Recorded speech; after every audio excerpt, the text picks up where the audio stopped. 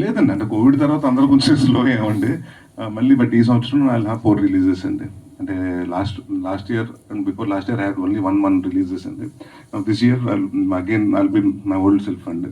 So already Naa Saami రంగ release అయింది, ఇప్పుడు ఇది సమ్మర్లో వస్తుంది. ఇది కాకుండా ఇంకో 2 సినిమాలు సెకండ్ హాఫ్ ఆఫ్ ఇయర్లో పడతాయి. మళ్ళీ విల్ సీ దట్ పాత నరేషన్ మళ్ళీ చూస్తారు త్వరలో.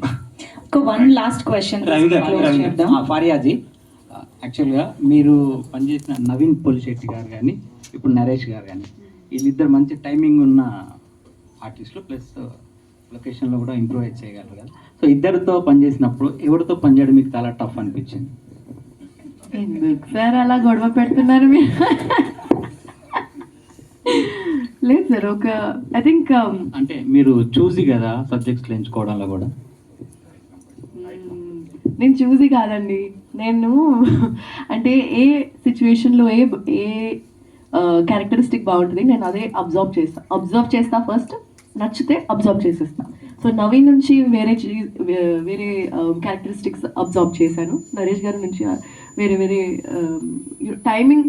అంటే ఒక సీన్లో నేను థియేటర్ చేశాను, కానీ ఒక చిన్న సీన్లో ఒక చిన్న డైలాగ్ కామెడీ ఏదో లైన్ ఉంది, దాంట్లో నాకు చిన్న టిప్ ఇచ్చారు. అంటే అది ఎంత హెల్ప్ అవుతుంది అంటే అది నాకు ఇప్పుడు కూడా వేరే ఫిల్మ్స్లో కూడా హెల్ప్ అవుతుంది. అది నాకు కూడా తెలుసు, కానీ అప్పుడప్పుడు మీరు మర్చిపోతారు, లేకపోతే సడన్గా మీకు కొత్తది అలా అనిపిస్తుంది. So different people have different things to offer అండి, అలా కంపేర్ చేస్తే అయిపోతుంది. రవి గారు